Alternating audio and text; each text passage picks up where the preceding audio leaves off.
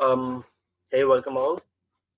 So we'll be starting our session in the next 5 to 10 minutes. As of now, I'm waiting for other attendees to join. As a quick check, am I audible to everyone? As a quick check, am I audible to everyone? So as of now, we have with us, we have Manoj and we have someone else. So Manoj, am I audible to you? Okay. So right now I'm muting myself and let's wait for a few more attendees to join and then we'll be starting it up. Okay.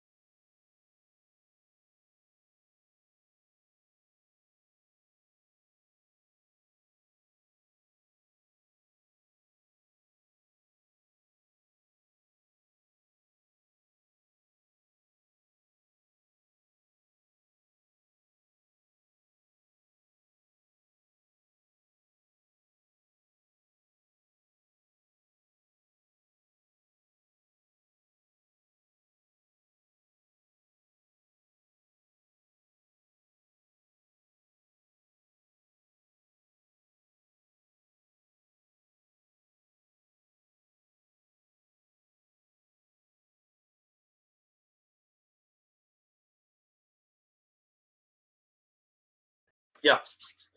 So, guys, let's start for the day. Others will join, I guess, very soon. So, as of now, we have with us Arun, Hitesh, Manoj, Praful, Pawan, Praveen, Ratan, Swami, Shashi. Yeah, hi, welcome everyone. Welcome to Way to Automation. So, guys, hope you all were there in yesterday's demo session. So, just want to confirm few things. Have you guys downloaded Python in your systems? Have you guys downloaded PyCharm in your own system so that today we can have some demonstrations on all these things? Have you guys tried for the Trello API that we discussed yesterday in the session? Because that would be very much helpful for me to interact with you guys on the same page, right? Mm-hmm. So have you guys done the Trello API as well? Everyone, those who were available in yesterday's session.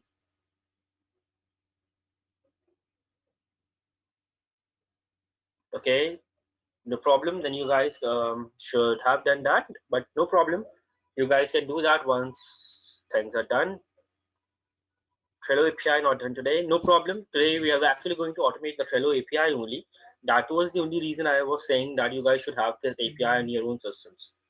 but it's okay. Um, we can um, do means you guys can download the API at your own by today or tomorrow. But today you can have a look at what I am teaching. Okay. So anyone having anything that you guys want to make me revise from yesterday's lecture, from yesterday's demo session, or things were good clear enough, so that we can start today with what we are hoping for. Mhm. As already mentioned, the session will be completely interactive from both ends. So I want good answers.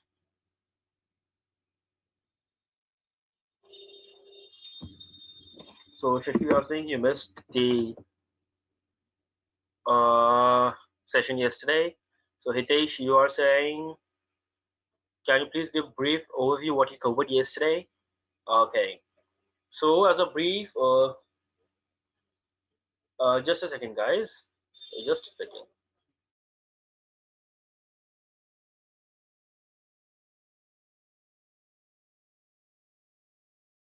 So okay. So yesterday, what all we covered was it was regarding what is an API, what is an API, what is an web server, what is a web service all about. We discussed about microservices and so many extra things, right? We also discussed about Python versus Java. We discussed about how to install IDEs. We discussed about Postman. We discussed about API testing and so many other things. So these all things were covered yesterday. As a brief, let's come back. So Hitesh, you are asking for, do you have a recorded video from yesterday? Yes, there's a recorded video available. You can ask Rahul. He can give you the link for the recorded video and the docs as well that was shared yesterday. Welcome, Hitesh. So guys, as a quick overview, uh, what is a web service? A web service, as we discussed yesterday, is a way of communication between two different applications using web service is a medium to transfer data between two different applications. Okay, so as an example, we were discussing the ATM example. So when an SBI customer wants to withdraw money from an ICICI ATM, so in that case, the ICICI ATMs gives a call to the SBI web services, which in response gives you a direct response, authenticating details of the user and so on. So yesterday we discussed the complete flow that was all about what is web service, what is microservice, and so on. Today we are what exactly we are focusing on. Today we are going to automate an API. As of now, we are going to discuss what is get API, what is post API. We are going to discuss put API and delete API. These are some four most important functions methods which are used for an API to call. Next, we will be continuing to discuss regarding reporting. We will be discussing regarding Python. We will be automating an API in Python itself. So yeah, we will discuss the need of Django framework, Django REST framework in our course, and so on. Okay. Uh, yeah. So let's start for the day. Okay. So I hope every one of you have downloaded PyCharm in your own systems. Okay, PyCharm is an IDE that we will be using to automate things. So let's just simply open the PyCharm. These we will discuss today. Yes, Praveen, these we will be discussing today in the today's demo session. Okay, so just simply open your PyCharm, go to the file, and just simply go for a new project. Let's name the project something. I'm saying API demo. So let's create it in the same window. Okay, So guys, there are a few more important things to be discussed. What is since you guys are some of you are already working in Python, so you guys must be aware about PIP. You guys must have heard this term before. What is pip? What does pip stands for? Anyone wants to give some inputs? What is pip and what does it stands for? Those who are already working on this, package installer. Hitesh, you're saying no clue. Hitesh, have you worked before on any another programming language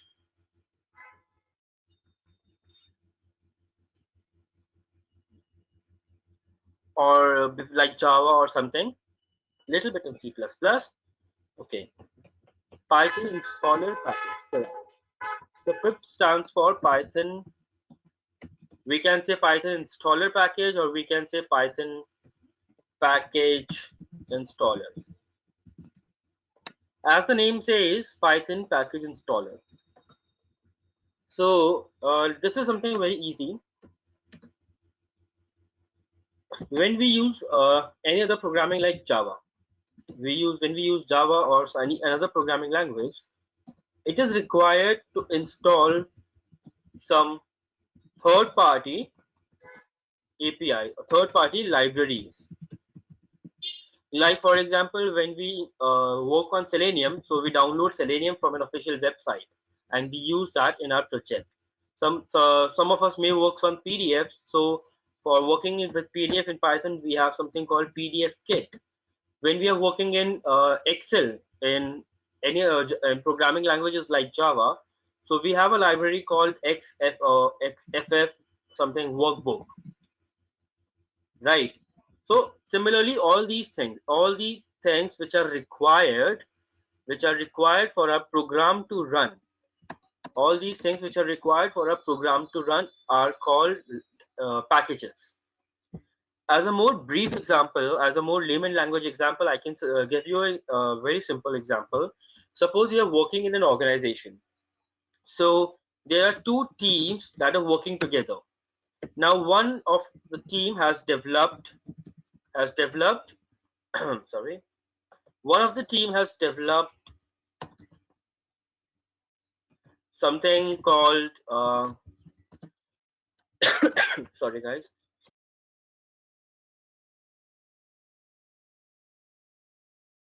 yeah, sorry. So one of the team has developed something called calculator. Suppose they have developed a scientific calculator,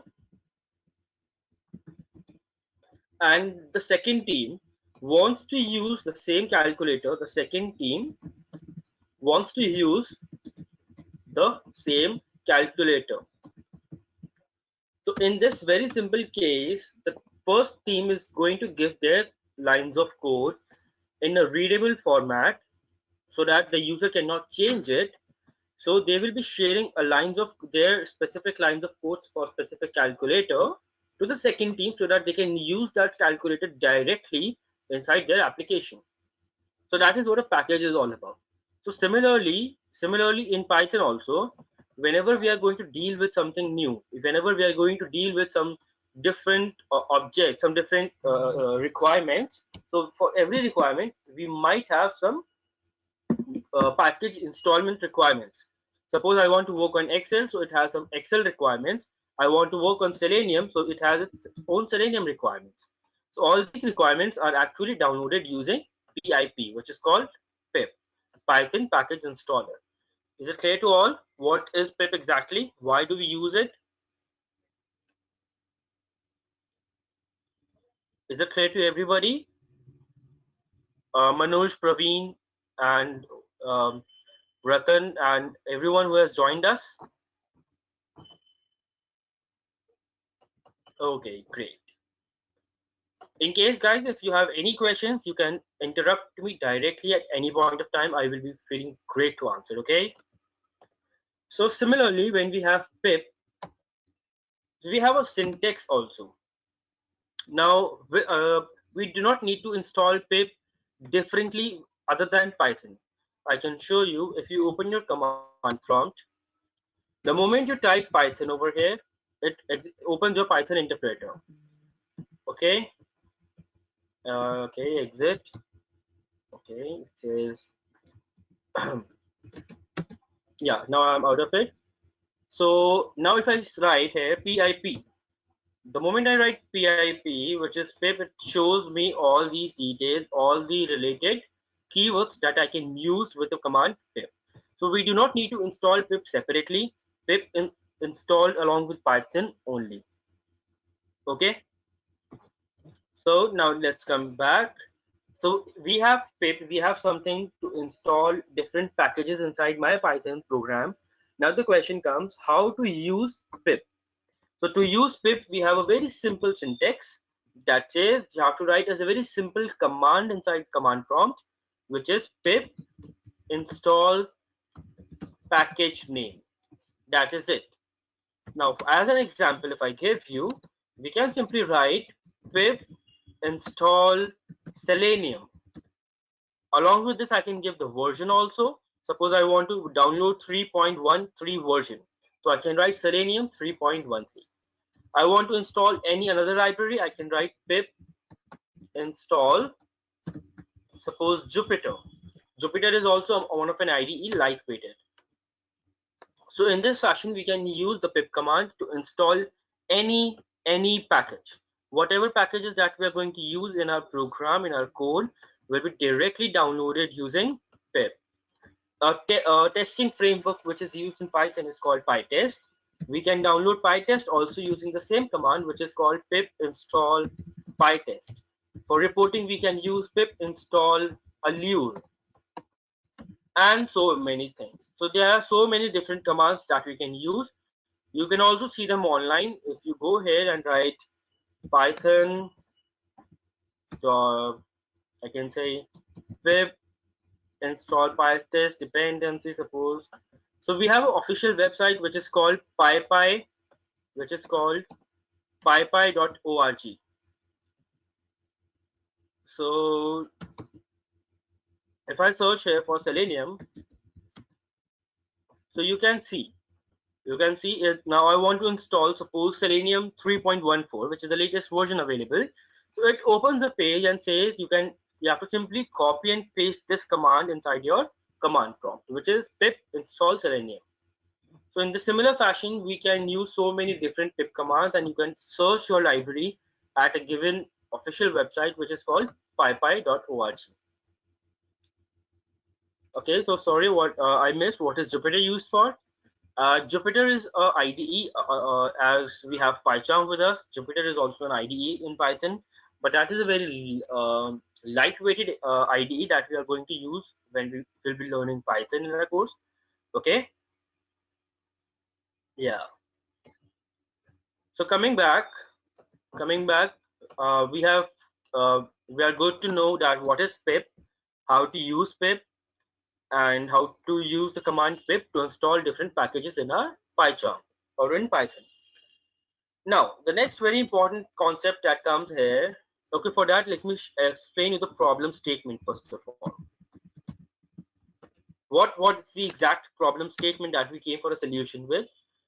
So suppose now there are three projects that you are working on.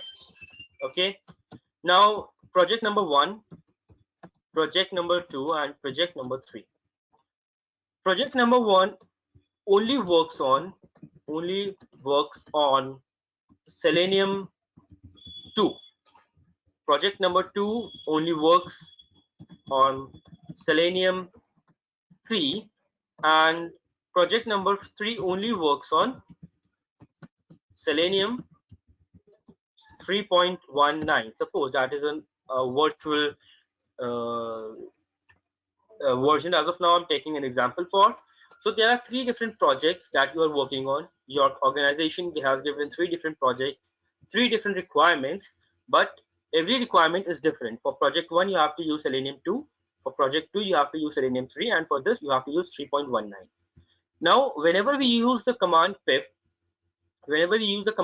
directly, for example, when I'm at my command prompt and I'm at my home location, I'm at my base location, and if here I write pip install suppose Selenium, The moment I write pip install Selenium, it says okay. Since I already have it, it says requirement already satisfied. Otherwise, it installs your Selenium inside your Python. But if you see carefully, whenever I'm writing pip install Selenium or anything, that is installed globally. That is installed globally. So, so if I say pip install Selenium, and by default, pip always gets the latest version for you. So it by default uses 3.14 version for all the projects globally. Now, when I want to execute my Selenium project number one, that project gets failed because it says the version is not supported for the application to work on, because the application only supported version 2, but you are giving version 3.14. Now, if as a user, as a program tester, you came back with a solution, okay, what if I install Selenium 2? So you are uninstalling 3.14 and you are installing Selenium 2. In that case, your project number 2 stops working. Are you getting it? So that is what the problem statement was for all the developers in the market. So anyone can suggest me a solution that what should I specifically do to get rid of this problem. Anyone? Is the problem clear to everybody that what exactly the problem was? This was a problem that was raised when Python was being developed. Anyone can suggest me any solutions are welcome. What exactly can you give a solution that all these three different projects work properly on your systems? Anyone?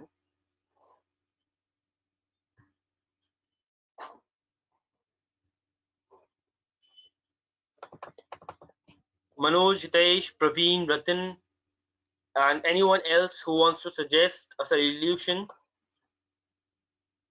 Shashi, and we have Pavan and Pasupat. I'll say you Pasu as of now. So Manoj, you're saying no idea. At least give it a try. Think of something, whatever you can think for. So Hitesh, you were saying, can we install them not globally? So how can we install them locally? Means you are kind of near to the answer. So Praveen, you are saying we can do it on different folders. Making it on different folders will also not work because pip directly installs it globally, no matter what folder it is. It will be using the directly globally available libraries. So what should we do in that case? Shashi, you are saying use API. How can we use API, Shashi, in this case?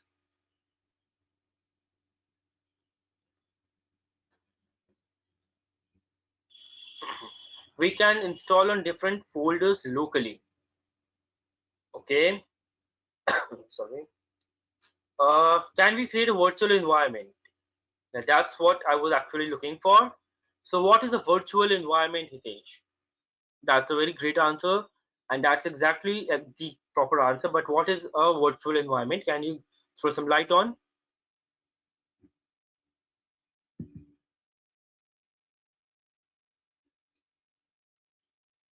So whenever when I was creating a project, so when I was creating my new project, if you guys see here in your PyCharm, there is something called VENV existing, which is standing for virtual environment, which is standing for virtual environment. Now, what is a virtual environment? So the developers were very creative. So they came up with a solution of something called sorry, virtual environment.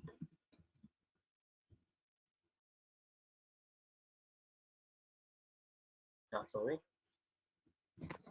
Now, what is a virtual environment? Virtual environment acts like three different environments or as many environments as you want for each and every project. Now, suppose when I'm using my project one, I'm not going to install Selenium directly globally. Be it be available globally, but still I can install a different version of Selenium on this project and a different version of Selenium on project 2 and a different version of Selenium on project 3 using my virtual environment. Virtual environment exactly does what? It has available locally available packages. These locally available packages are only and only specific to the project that they are used in. They cannot be used in any other project. So if we can do something like this, I guess, yes, Pawan, it is kind of similar to Maven dependency. We can say when we use the term Java, in that when we say Maven dependency, it is kind of similar to Maven dependency, that what exactly is going to be done. Okay, so that is what virtual environment is in Python, is in PyCharm. Okay, is it clear, the concept of virtual environment, to everybody? Is it clear to all?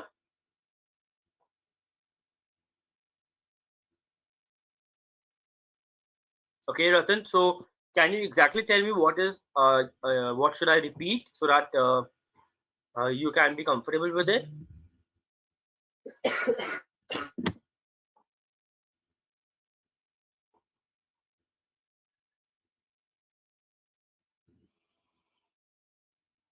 How two different versions will work?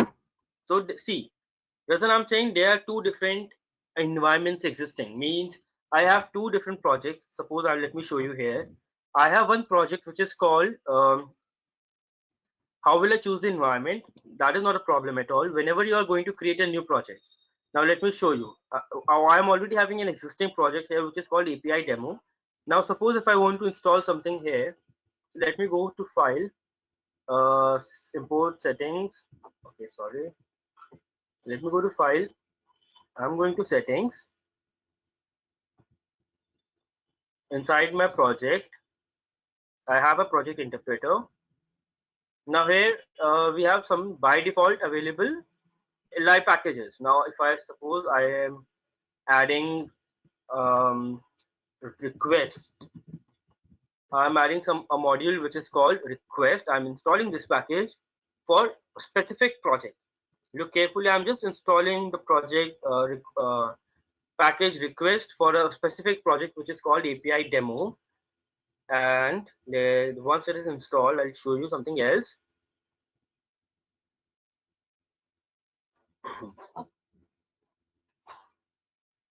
So it says package is successfully installed. So let's close it. And if you come back, you can see multiple different packages are already there. Okay. Now if I create a new project, if I say go to new project and let me rename this project as API demo 2. Now if I open it in the same window for your ease, so see here it is saying creating a virtual environment. So for every time you are creating a new project, it creates a new environment for that project. So that this project is not at all dependent on any other globally available packages. Whatever packages you want to use will be used inside this create virtual environment only. Okay? Yes, yes. Now once it's completely creating itself, I'll show you the next step. Now the module that we installed in my last project, that was the request module, will not at all be available inside this environment because this is a completely different environment. Getting it? So if I come here, API demo 2 venv, let me go to settings.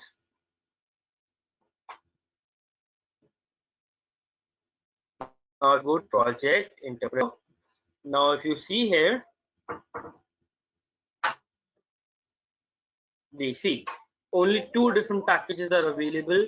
The request package that we installed is not available there. So in this fashion, you can use two different versions of same package in two different projects, irrespective whatever is installed globally. Is this clear this time, Ratan?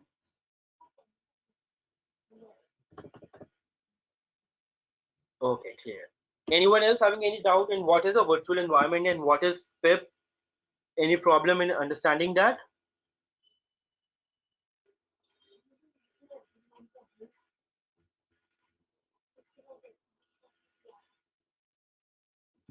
Or should we move ahead? Yeah, because I have opened it in the same window. Can we do without the help of IDE? Yes, we can do it without the help of IDE also, Pavan. We can simply install the same in two different locations. Not at all an issue if you see. There is a env available inside here. There is something called scripts. Here you can see a pip is already existing. Each time need to open in a different window. We can have in the same window also, that is not a problem. I just showed you in a different window. That was the only thing.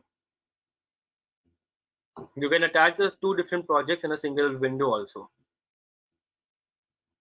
Okay, so if I say here, I can show you open recents.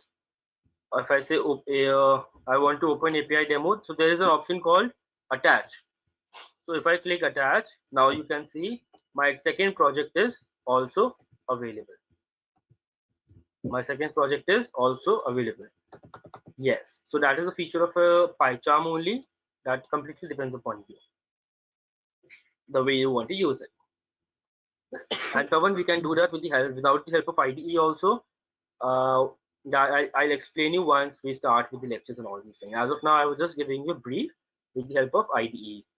Okay. Could you please show this thing without IDE? Okay. Let's see this without IDE. Yeah, definitely the time permits. That is not at all an issue. So see, now if you come here under the scripts folder,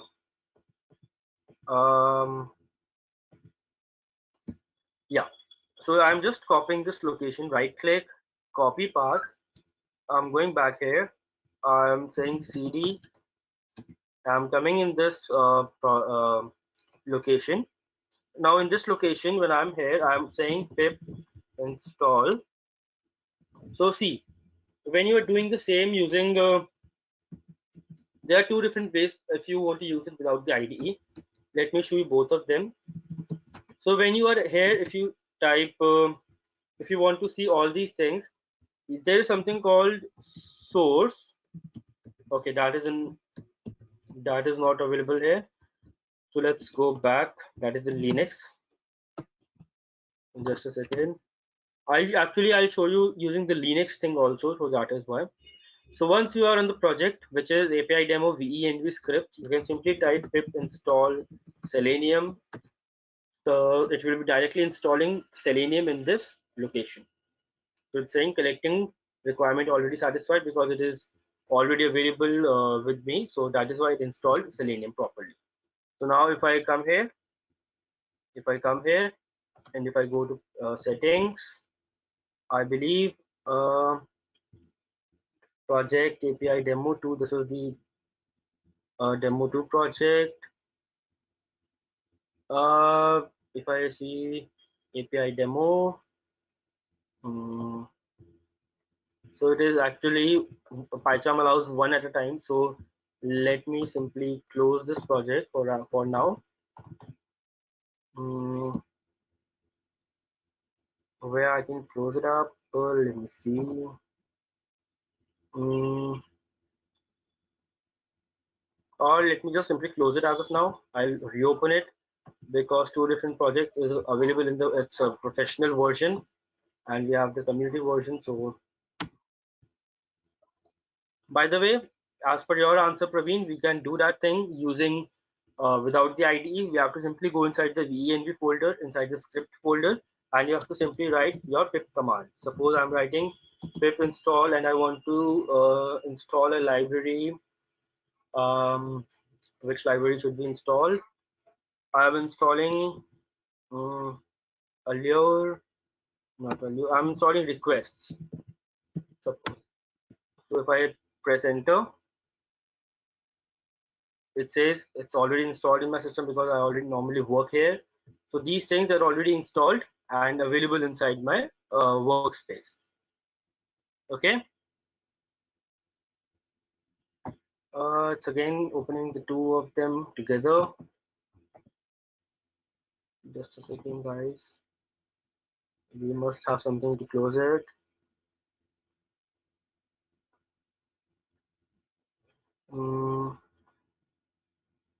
Okay, we can do one thing. We can open API demo inside this window. It closes the previous one. Yeah. Can we generate the script folder too without IDE? That is actually whenever you are creating a new project inside the IDE, that project gets created automatically. But in case if it does not exist, let me show you that also. I am making a new project. Suppose I'm making mkdir API demo 3. So it's created one more thing. So let me go here. Now if, I am here. Screen is visible to everybody, right? Now if I come here, as of now, it does not contain the virtual environment. So what I can do, I can write a command virtual venv.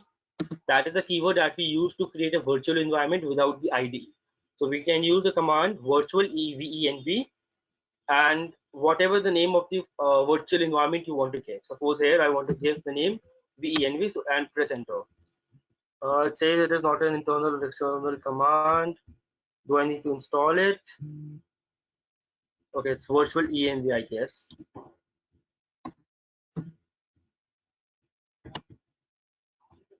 It says it's not an okay. Anyone who have worked on this earlier, you want to suggest something?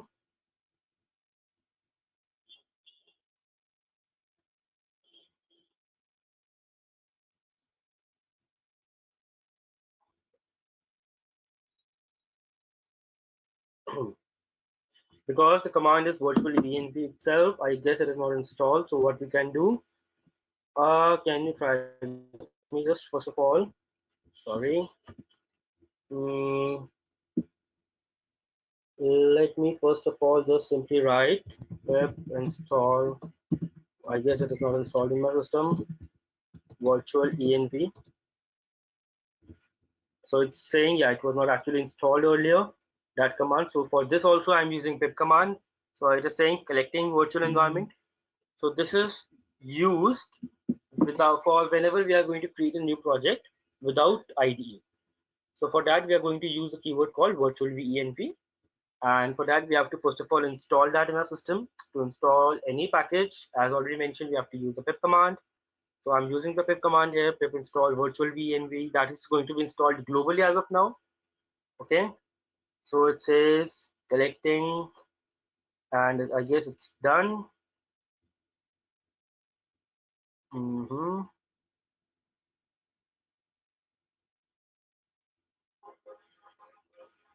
Let's wait.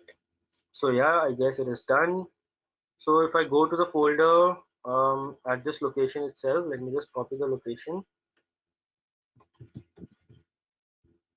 Let me go here in my computers.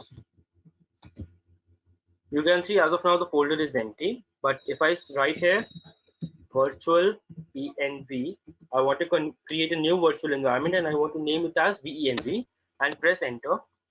So it says okay, wait. I'll create one more virtual environment for you without IDE. It might take a bit of time. It says created a virtual environment. Now you can see a venv folder is created. Inside this, a script folder is created where you can directly install your libraries. So is it clear this time? Is this clear, Pawan and Praveen?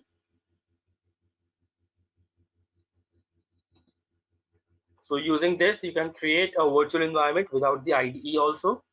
Normally, when we use Linux, we install it without IDE only. IDEs are heavy to use, but still we use them. Okay, so let's move ahead. Mm, let me close it. So let's come back here where we left it up. We were in API demo. Sorry.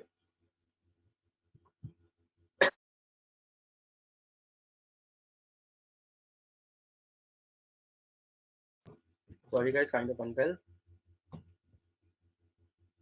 So yeah. So now let's create a new project.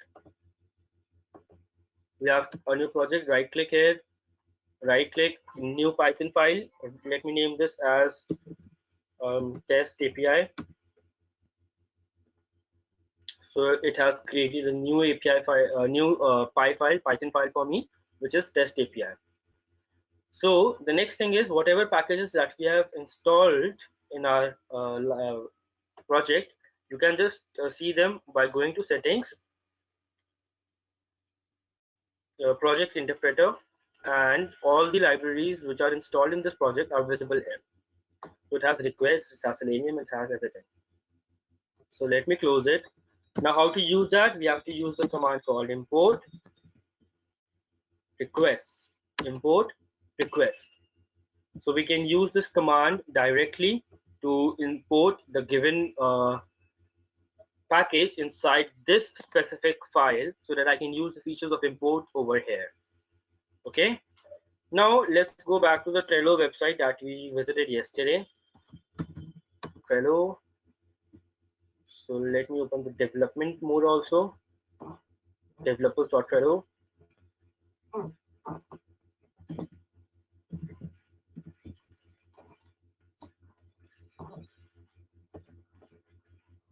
Mhm. Can you show again how you created test.api? It's not test.api, Manoj. It's a simple name, test API. I was here at my project, right click, new Python file. New Python file, give the name of your Python file, and that's it. A file will be created. You can give any name. So the name I have written here is test_api.py. The extension for all the Python files is py. So that is why by default .py is appended after all the names. Okay. So I'm coming here back. So API docs. So this was my home. These are the available boards. There are so many boards available because yesterday we ran a performance test. So that is why there are so many boards available. So no problem. Manoj, you are asking me, can we create? We can create multiple Python files in a single project. Yes, you can create as many Python files in a single project. That we will be covering when we will be dealing with framework designing. We will be covering all these stuff. Okay. Yeah. So just wait for a few minutes for Trello to properly load. So till that point of time, you guys can tell me or ask me something if you want to. Till the website is getting loaded. We are going to start the project. We are going to start the course from next Saturday, which is 21st of March itself. So I'm hoping many of you are joining because this is going to be a very informative project. Boards.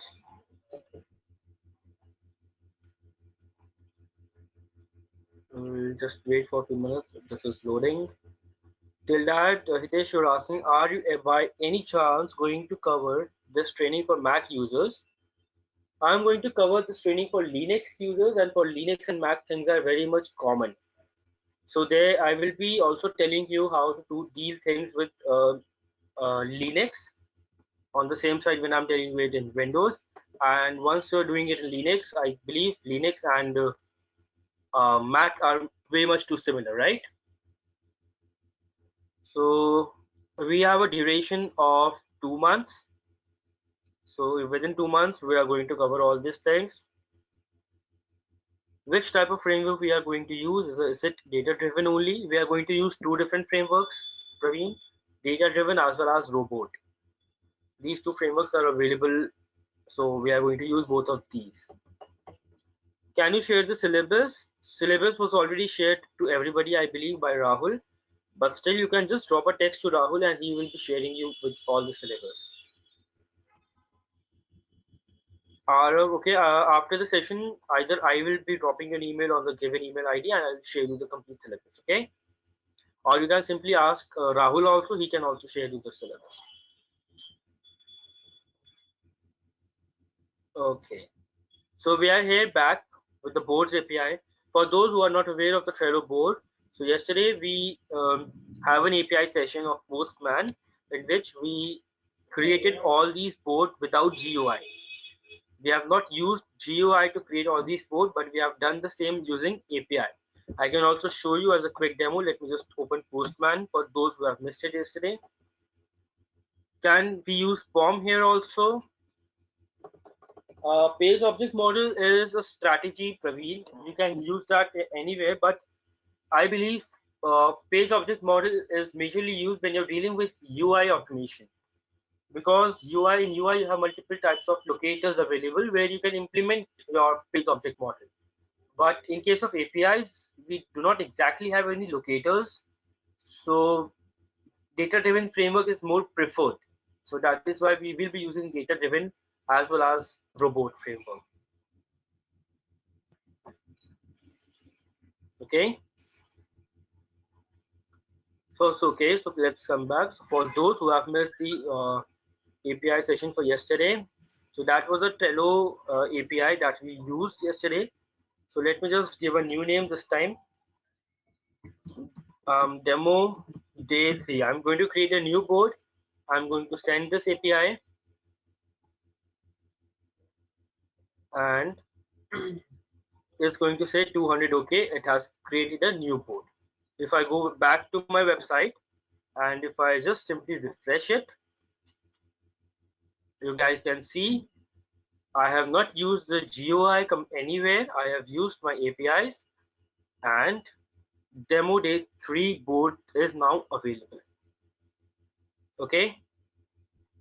So similarly, the things that we are doing using Postman, when we say this is something related to manual testing, we are going to deal with the same thing using our Python code, which is exactly called Python API automation. We're going to write a code to send this request, and we are going to get a response. We're going to assert the response as per our requirement. Okay. So as an example, I can show you import request. Now, when you're here at the website, these guys are very helpful. So just to make things more clear, I'm not going to write the complete code.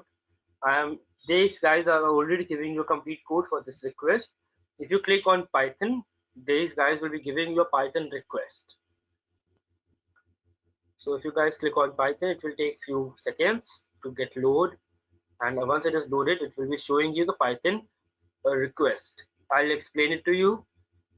So let me just first of all copy this.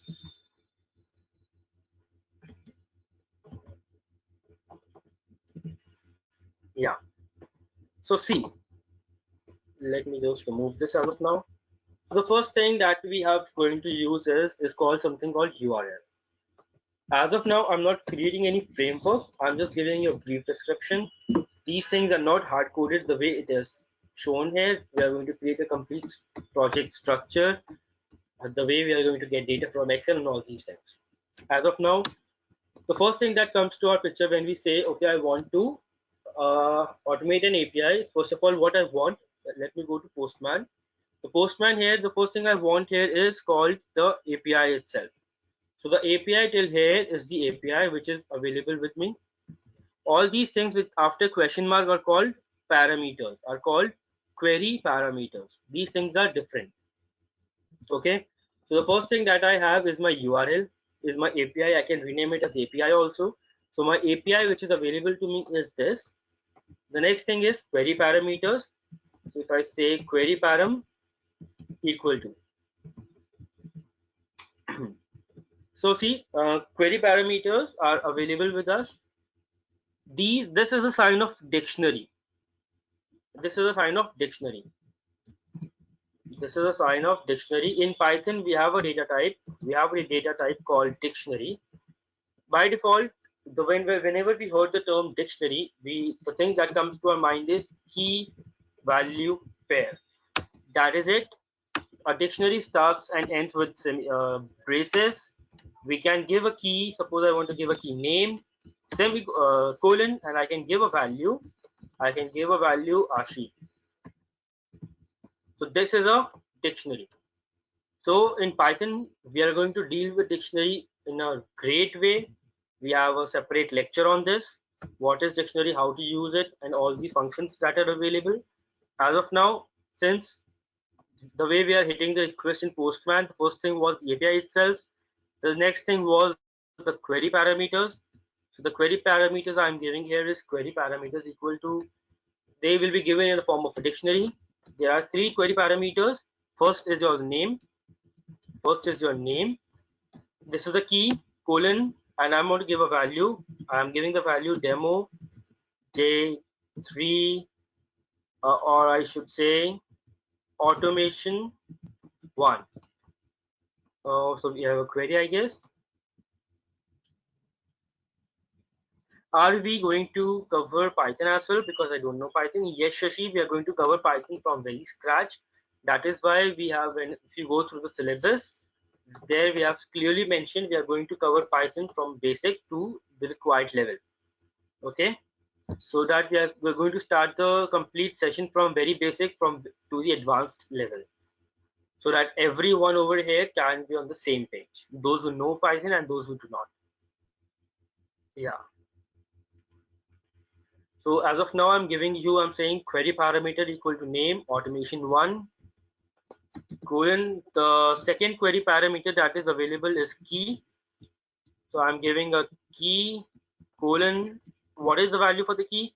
The value for the key is this. I'm copying it up. I'm pasting here, comma, query parameter number 3, which is the token. I'm just simply going to copy this. I'm going to semicolon and the value for the token. Yeah.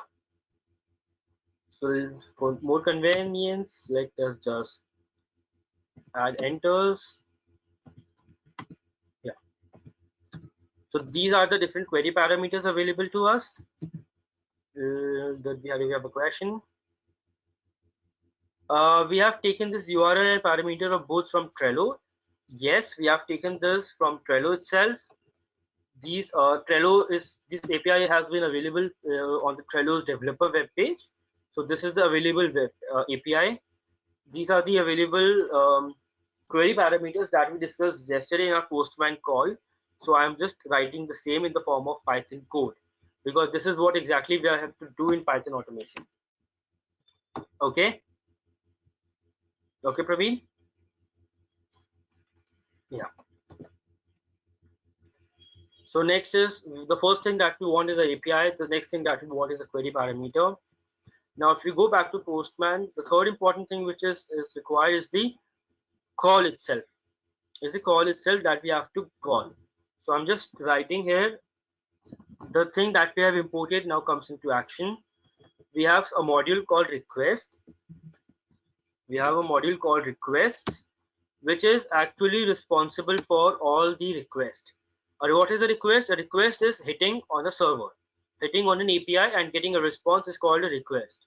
So this package request, which is globally available in Python, has a function called request, in which we have to actually do a call. The way we click on send button in Postman is the same action that is performed by request module in Python.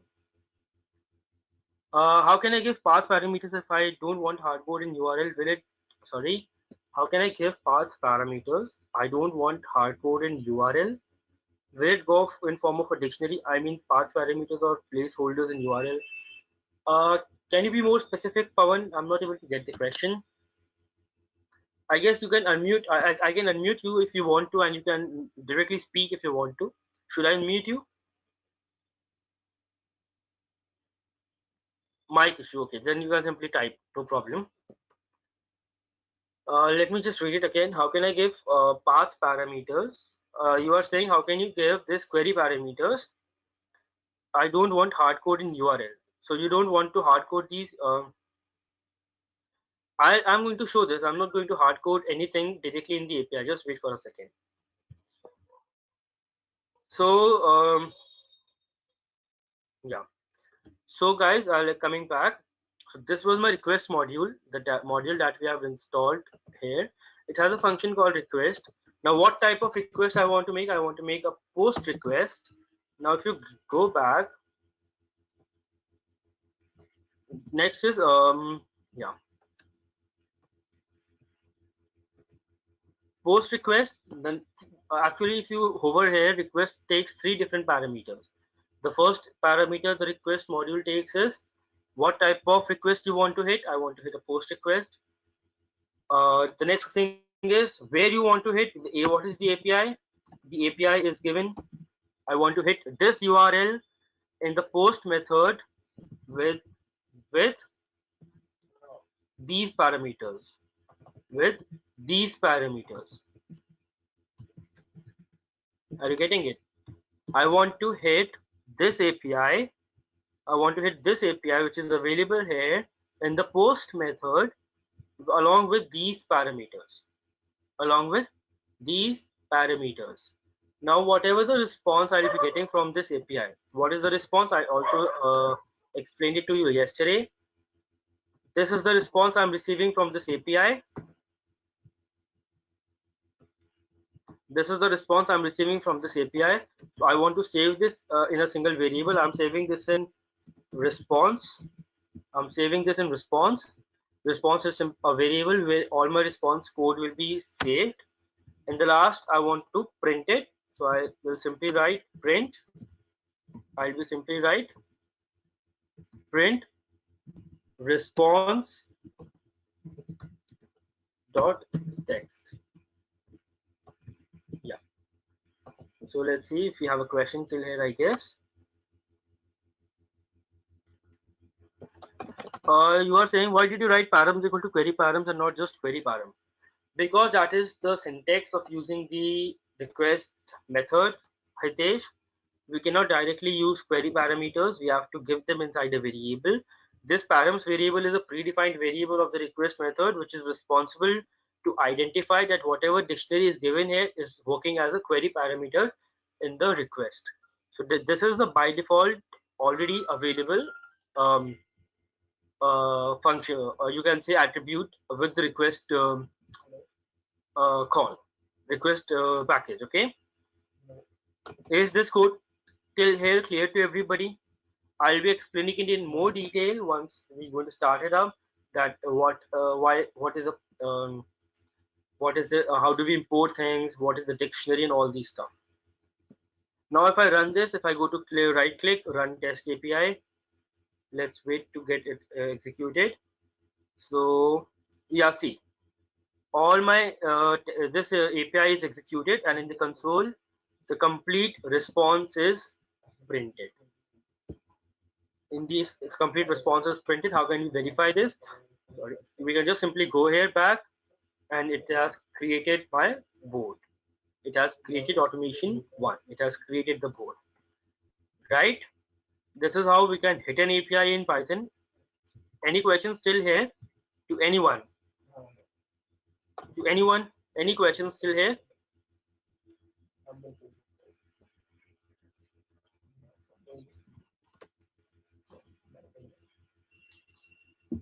You guys can feel free to ask me any questions if you want to.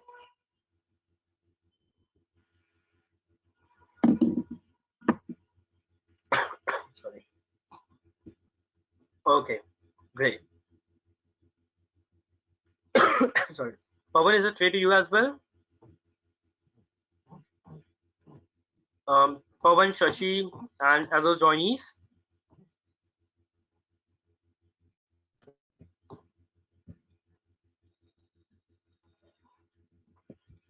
What will we do with this from response? We are going to validate this response.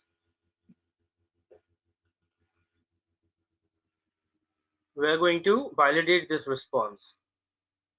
Okay. So let's come back. So once we have a response with us, we can say assert response dot status code. Now, what is the term assert means? Assert. How many of you guys know the difference between assertion and verification? Anyone who knows the difference between assertions and verification?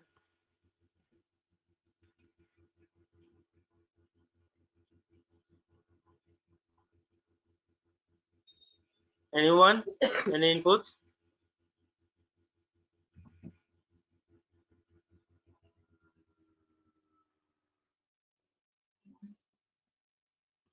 Anyone means the. In case if you don't know, you can simply write I don't know. No problem.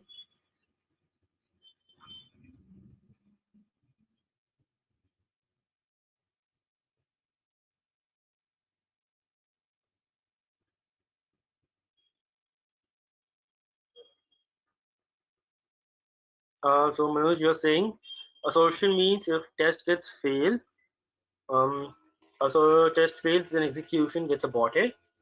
Assertions are used to validate your test cases. Validation does not. Assert is asserting something and then validating it fails. Yeah, correct. So, any more? No problem. Verify means execution completed and their reported test case pass or fail status. Correct, correct. I got a good response. So assertion and verification are two different things. In Python, we assert things up. In Python, we assert things up. What is assertion? Assertion is simply to verify a given condition, to verify a given condition, and if the condition is passed, the flow of the flow of the test case continues. Otherwise, otherwise it gets aborted. Otherwise, it gets aborted at the same time. Okay. So that is why in Python we can use the keyword called assert. Assert is responsible to assert your request, assert the condition. If the condition is true, it will execute it, the test case further. Otherwise, it will fail it. Now, what can we all assert? We can assert whether the status of this API was 200 or not. So I can simply write assert response dot status code equal 200 equal 200. So let me just rerun it. So let me just say run test API. Now you can see assertion is completely successful.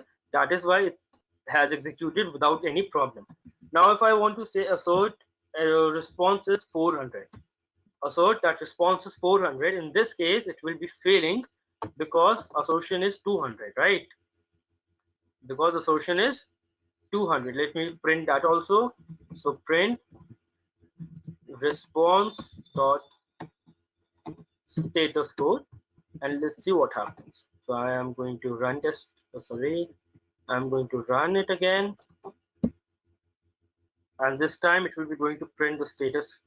See, the status is 200 that we are getting from the API, but it says assertion error reported because it is not allowing to execute the test case further.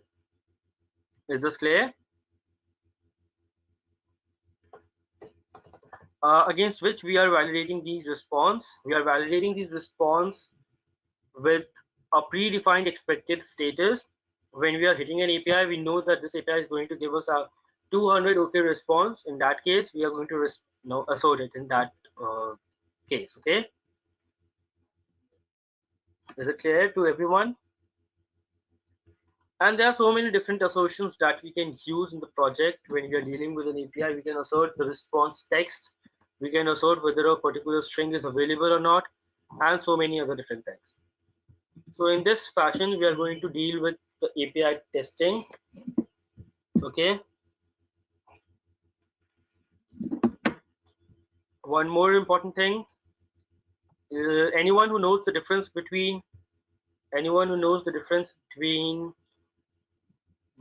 just a sec, get, post, put, and delete. Anyone who knows the difference between these four different methods of an API? Manoj, you're asking, can you show element not found? I'm so sorry, Manoj, but in API calls, we do not have any exceptions called element not found. That is something which is used when we have UI automation.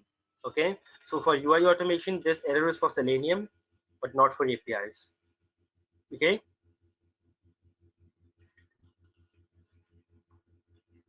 Missing what?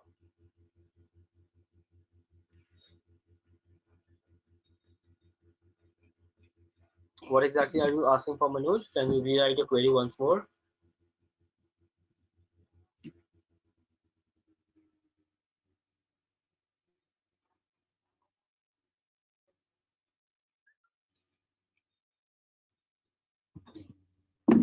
Any particular mandatory field? So in that case, I can show you something. So if in case if I'm not giving query parameter, or if I'm giving an incorrect key, let's say I'm going to alter the key. Okay. Now if I execute it, it should give me an error. Let's see. It says invalid key, which is 401. Okay. So these things are already predefined at an API level only, that what are the error codes are going to be returned. So in that case, we get the same error. Is it clear? Because and when we're developing an API, we develop it with a response. We never leave it unresponsive so that the user gets a useless response. I'll show you when we'll be dealing with the Django part. Okay. So coming back to my question, I was asking if you guys can explain the difference between get, post, put, and delete. Anyone? Get, post, put, and delete. Anyone wants to share something?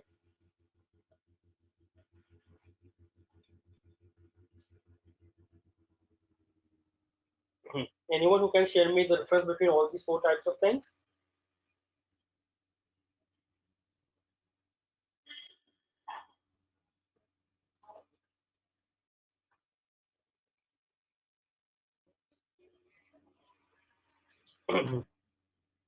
Get is used to retrieve information from server. Okay. So till that, let me go back here. I want you guys to focus. Let me take one API of each and show you an example. This is the board's API. Post is used to send the API information to the server, correct? What is used to update the information on server? This is again correct. And delete, it is as the name says. So every board has an ID, I guess. So let's come here. Demo day 3 should also have an ID available with it. And it has an ID. Where can I get the ID from?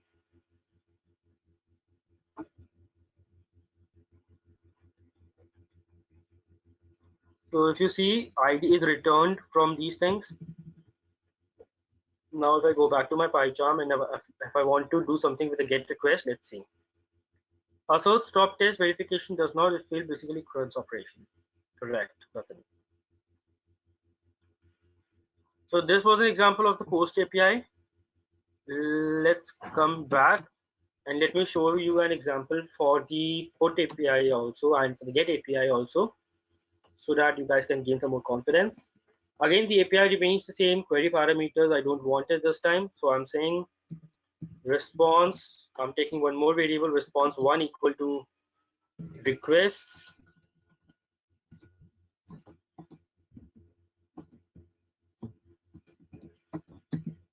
dot request, and I want to this time use the get API, and I want to hit on this API. Now this time they have, if you see carefully on the Trello, they have URL a bit of different. So let me just change the URL also. API, let me name this as get API, and this is the URL. In place of ID, I'm going to paste the ID which is given me as a response. This is the response, and I want to print all the information. Print response 1 dot text. So let's execute it. In this fashion, we can hit a get API, because since get API does not require any parameters, so it says cannot get one boards. Okay, so it was my mistake, I believe. Let's come back. Trello.com.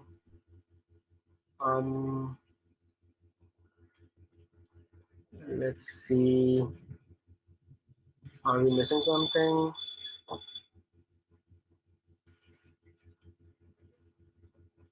Because that requires an ID. Can you unmute me? Definitely, Pawan. Just give me a second. I'll let me unmute you.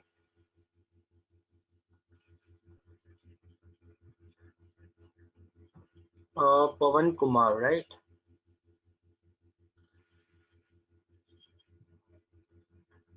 So yeah, Pawan, are you able to hear me? I have unmuted you. You can speak Yes, something. Kash. Yeah, hi, Pawan. If you see that Trello board, right, there is a one Mhm. over there. So one There is is a one. path parameter. Pardon? The one in the URL indicates the path parameter. Indicates the path parameter you are saying. Um, I'm not able to hear you properly. Can you repeat it?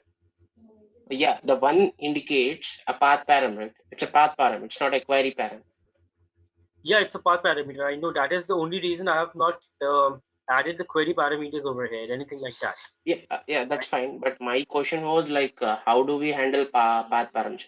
So I Okay. don't want to put it in the URL. Rather that I need to pass in the runtime, like as Yeah, we I did got for it. You are query saying you parameter. don't. Yeah, you are saying you don't want to hard code this path parameter. You want it from somewhere else. So in that case, we Yeah. can use the data-driven framework that I already mentioned you. So we are going to hit the same request using different path parameters. We are not going to hard code it at all. That will be all Okay. covered when we will be dealing the data-driven part, because in that we are going to get the data from Excel, where we are going to list all different path parameters and we're going to continue. Okay. Is the doubt clear this time, Pavan? Yeah, yeah. Yeah. So can I mute you back? Just to avoid some Yes, yes. inconvenience. Yeah. Okay. Thank you. So how can a JSON like Pojo? Which approach will you be adopting? We'll be adopting the JSON approach only. So might be I'm writing an incorrect API. We'll be dealing it later. So in this fashion, we can simply call a get API. We can simply call any other API. So as of now, let me show you one more important thing. Let me open a project. I'll open it in the window. So in the fashion, we have different publicly available APIs. We are going to create our own APIs using this complete settings that I'm going to teach you. As of now, I'm going to make my server live on so that I can hit my own APIs and I can show you over there. So just wait a second. Python manage by run server. So the moment I hit this, my server gets started, and yep. And now I can hit my APIs, my own APIs at my own server. I don't want to depend on anyone. So this is my API. So I'm coming back to my PyCharm. I'm saying this time I want to hit this API in the get mode. And if let's see if it is working or not. Let's run this. I've created an API for all the users available. I'll show you that earlier. Is it not saved or something? Or are we using something incorrect? Okay, we are using API here where it is get API. It was our mistake. Yeah, I got it, Manoj. So coming back, let me just rerun it. Now you can see, oh, since I have not provided the authentication details, so that is raising me an error. But you are getting all the get response in the same fashion. So this is my own server that we are going to create using the Django framework. We are going to create our own server. Let me open it for you guys. Backslash admin. We are going to create something like this. We are going to create our own database. We are going to create our own details, and we are going to automate these things in our API automation framework. That is something that makes this course a bit different, since we cannot completely depend on third-party APIs.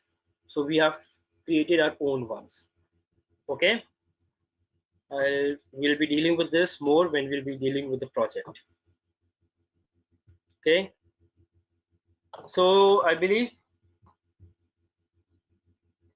do we get this, or do we get this for us for practice?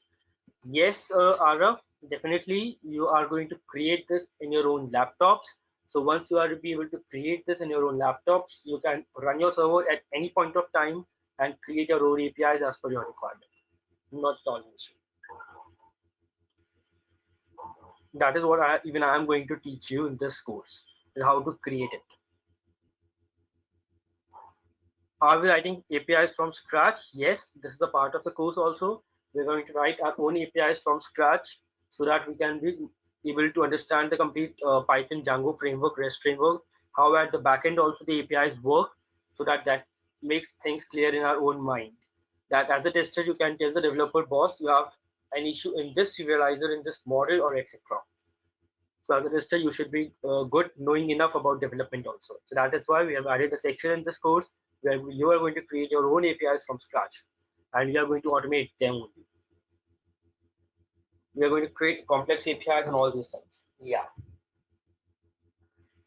So guys, I believe these things are a few of them.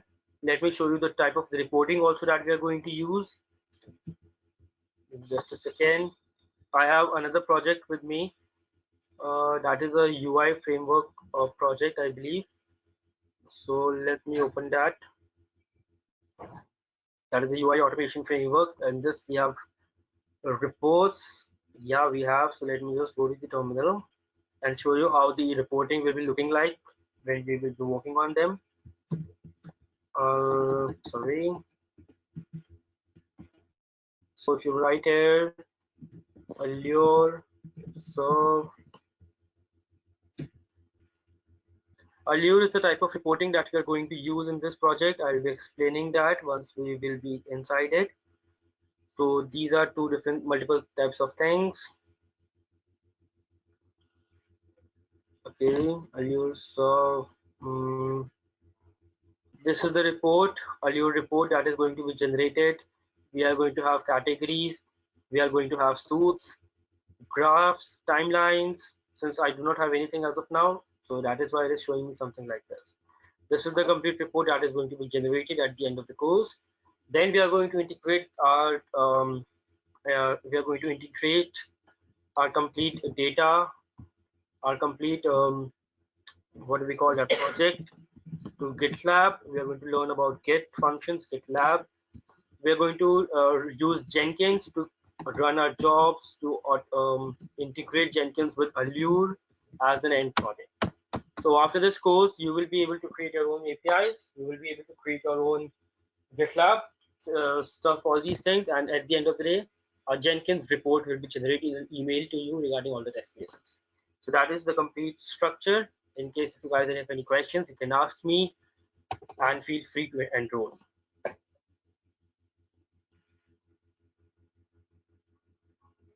So that is all. That is it. I want to give as a demo for today. So you guys can ask me anything if you want to. Feel free, and then we can end the session. So yeah, ask me something if you want to. Anything, I will be happy to answer. Can you show the key and the token generation using Postman?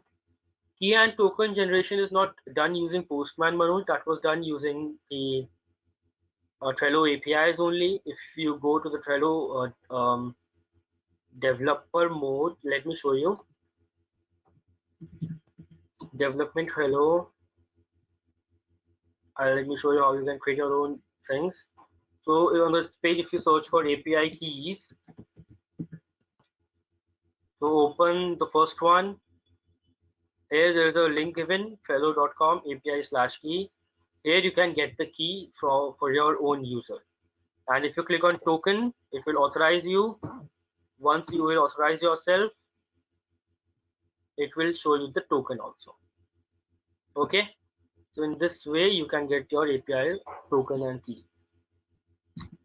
Deep, you're asking me, can you please let me know the fees for the course? I'm not right person to answer this. You can connect to Rahul Deep. He will be guiding you regarding the fees stuff. Okay. Um, Arav, you're asking, how is the opportunity with API Python compared to Rest Assured?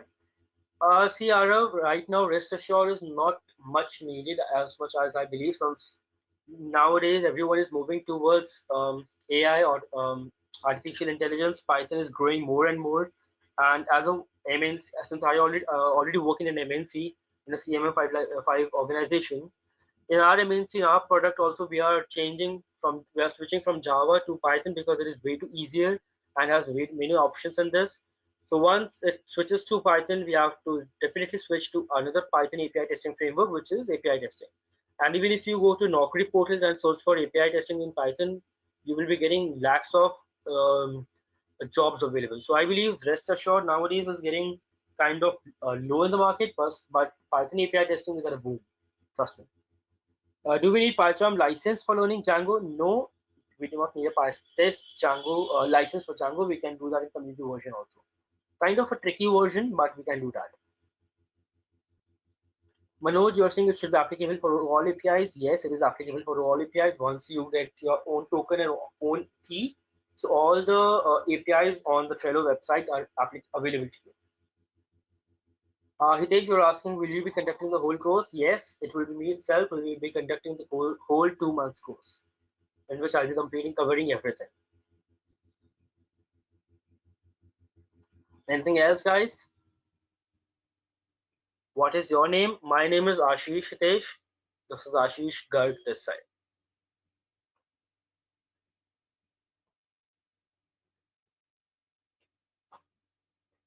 In case if we miss any classes, not at all a problem. All the lectures will be completely recorded from the moment it will be starting until the moment it will be ended. So in case if you guys miss any class, you can just in the complete week you can go through the class once. And in case if you guys have any doubts, we will be creating our own WhatsApp group in which we'll be dealing with assignments and problems that you are going to face. You can connect to me at any point of time, hassle free. We can connect via Skype or something to make your doubts more clearer. Yeah. Please share the syllabus for both Python requests and Django. Arif, you can once more connect to Rahul. He will be definitely forwarding you the complete course once more. Hitesh, you're asking, we have roughly 16 classes. This is what we say, we have roughly 16 classes, but normally this goes till 22 classes. Approximately 22 classes in the last two batches that I have taken. The average was 22 to 23 classes approximately. But we normally say these are 16, but it extends.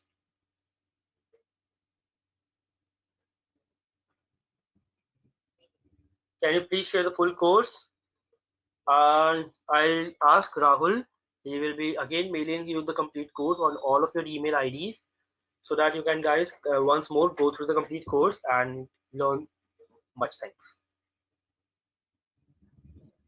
We are going to cover the Postman stuff. We are going to cover how can we directly run test cases using Postman. How can we use Newman as a Postman tool, and there are more lots and lots of stuff. We are going to learn about the curl command, since in the industry nowadays, those who are Mac users, Sitesh, since you are also a Mac user, I believe. So whenever we are going in the industry nowadays, people are asking for Linux and Mac. So these people use the curl command, which is available only in Linux and Mac, to run these APIs. So we will be dealing with the curl command also specifically for this course. I have added that also. How can we do that? How long would it take to get a job after this training? It actually completely depends on you, Hitesh. The more you practice, the more you confident you are. The more you practice, the more you solve your assignments on time and properly. I believe once you apply in a good organization, you can directly challenge the person working more 2 years more experienced. Trust me. So that completely depends on opportunities in the market. That's it. But once you are confident and practicing all these things will be way too easier to get a job. Trust me.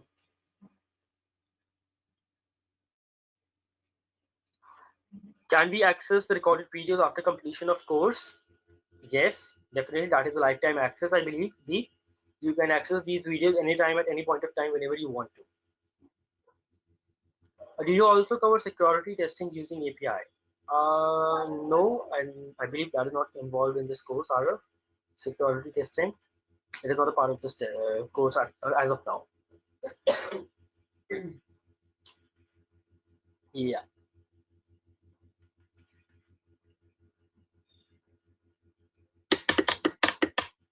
Anything else, guys?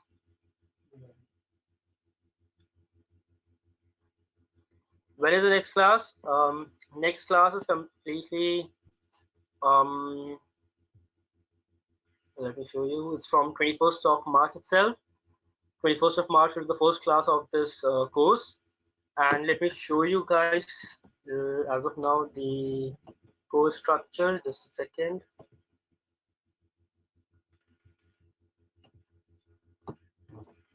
Hmm,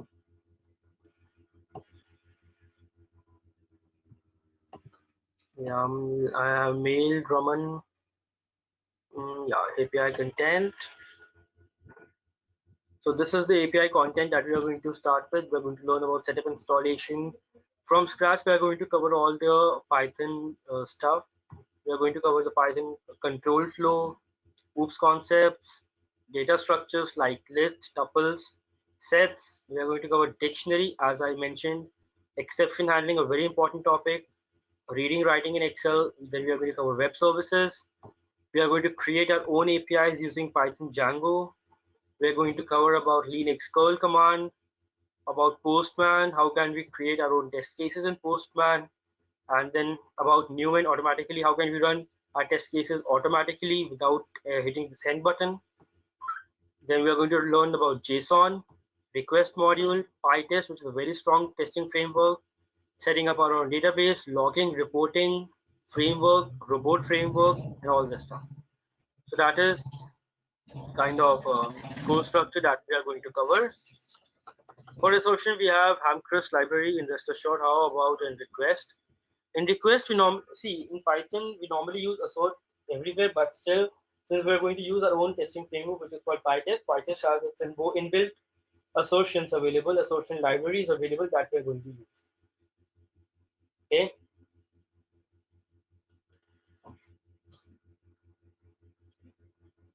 How many years experience we can show after completion? I believe since if you have zero experience in API testing earlier, so you can definitely show that you're working since 2 or 3 years in API testing. I mean, yeah. Yeah, that also completely depends upon your confidence and your resumes and all these things. So, what about 5 years? See, you can show that for 5 years, but again, it completely depends on practice because sometimes things are out of context, which you have actually blank upon.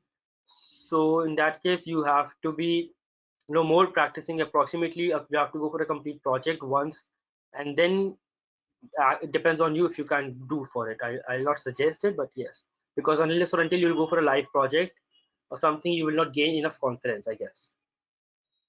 We'll be covering auth 1 and auth 2. Yes, it's a part of this. We're going to cover auth 1 and auth 2 authorizations.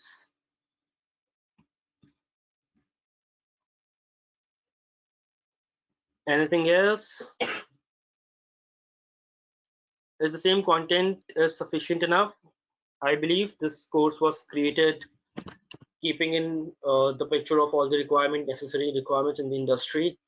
So I believe this is enough required course for a 5 years experience candidate because we are also going to cover Jenkins and GitLab.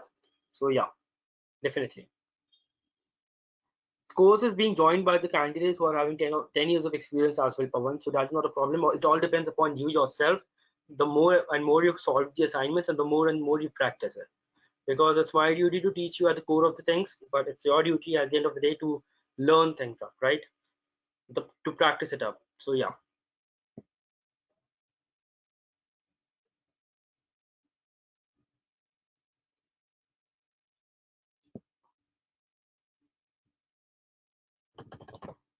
Anything else, guys? You wants to ask anyone else questions, or we can end for the day? And we hoping all of you to get enrolled as soon as possible. Any feedbacks? Definitely at the end of the lecture, I always ask the same question to everybody.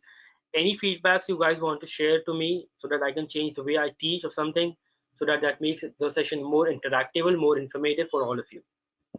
Any feedbacks or something if you guys want to share are always welcome.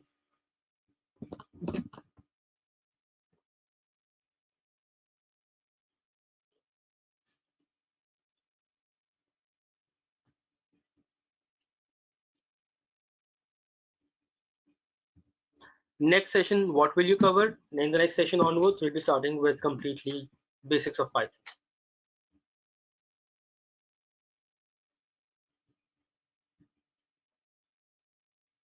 Next sessions, we'll be starting with basics. Will projects and script written sessions shared? Definitely, all these things will be shared to you on the given portal itself.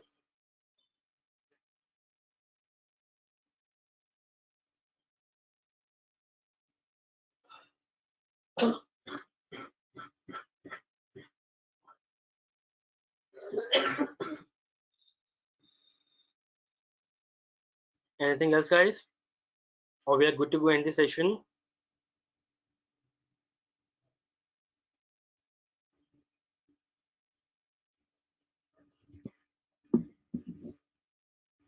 How many lectures in Python? Approximately, we have 8 classes to cover Python. In case if you get stuck somewhere, how can you contact me? You can definitely contact me on my given phone number, and once you enroll in the subject, you will be added in the WhatsApp group where you will be having my own contact number. I'll be sharing you my contact email ID, so you can definitely give me a call or something whenever you want to ask something.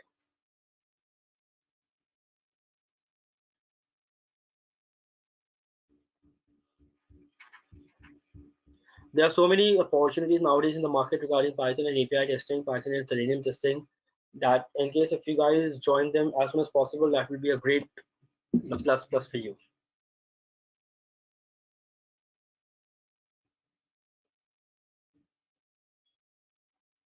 Are you going to cover Selenium? I'm sorry, Hitesh, but Selenium is a different course which is going to start on 28th of March. So Selenium is a completely different course in Python. That is not going to be covered in this course. This is an API-based complete course. The Selenium course will be starting on 28th of March this month.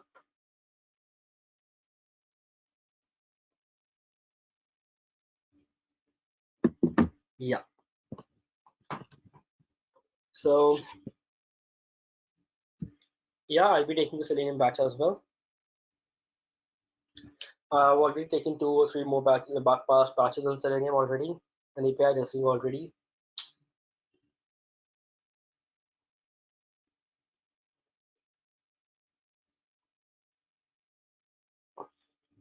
Okay. Okay, guys. So I think that's enough for the day, and we are good to end the session. In case if you guys want to ask something or you want to ask anything regarding the course, you can directly ping to Rahul, and Rahul will be the perfect person to answer all the queries. And I hope you guys will be joining us on in the next batch, which is on 21st of March. So let's see and meet you guys there. Thank you so much for the patience, guys. Thank you. Okay, I'm ending the session. Welcome, Hitesh.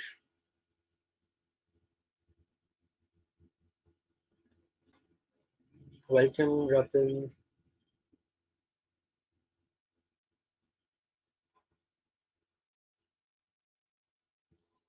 Okay, guys. See ya. Yeah, hi, Praful. You was also available over here, but I have not received any inputs today from you. Was there a confusion, Praful? Was there something that was not clear to you? Because you have not replied anything today, but you were active yesterday.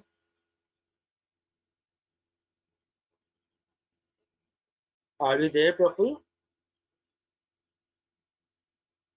Okay, so it says you're not attentive. It's okay. Okay, thank you, Manoj. Thank you. Tata. Bye bye. We'll meet in the next lecture. Okay, bye.